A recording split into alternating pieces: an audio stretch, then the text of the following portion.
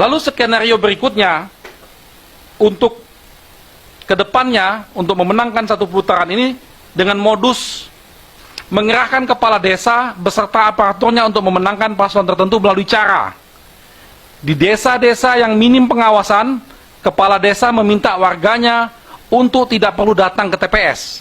Ini fakta-fakta yang kami dapatkan di lapangan.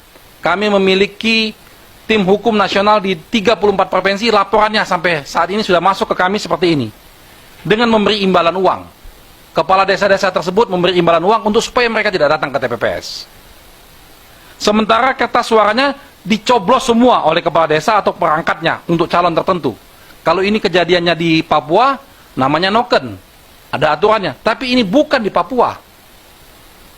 Lalu di kawasan yang pengawasannya relatif baik, kecurangan dilakukan dengan melakukan money politik yang dilakukan aparat desa sebelum pencoblosan.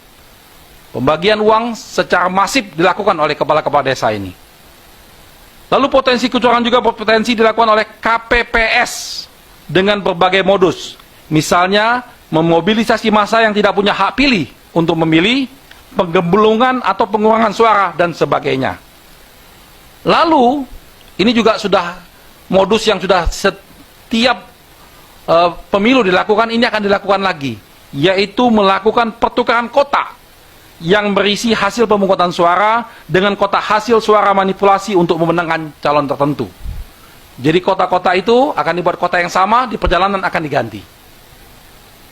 Lalu yang selanjutnya, menyalahgunakan sistem IT KPU, misalnya dengan mengupload data hasil rekapitulasi suara yang tidak real, apalagi terdapat informasi adanya pembobolan DPT dari situs KPU, menunjukkan betapa rentannya sistem IT KPU. Terhadap potensi itu, tim hukum nasional Amin sudah meminta secara resmi melalui surat kepada KPU untuk dilakukan audit independen terhadap sistem IT KPU yang secara terbuka yang dihadiri oleh perwakilan semua paslon. Ini fair. Kalau kita meminta semua paslon hadir, kita sama-sama audit tuh sistem IT-nya. Tapi sampai saat ini kami sudah melakukan 2 surat tidak mendapat tanggapan. Dan akhirnya kami melaporkan ini juga ke Bawaslu. Kami sudah minta Bawaslu untuk mengecek tentang IT KPU ini supaya dilakukan audit forensik.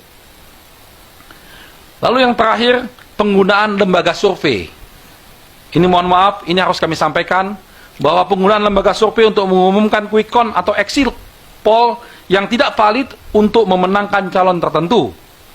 Sementara pada saat itu proses penghitungan suara di TPS masih berlangsung. Hal ini akan mempengaruhi psikologi saksi dan masyarakat umum.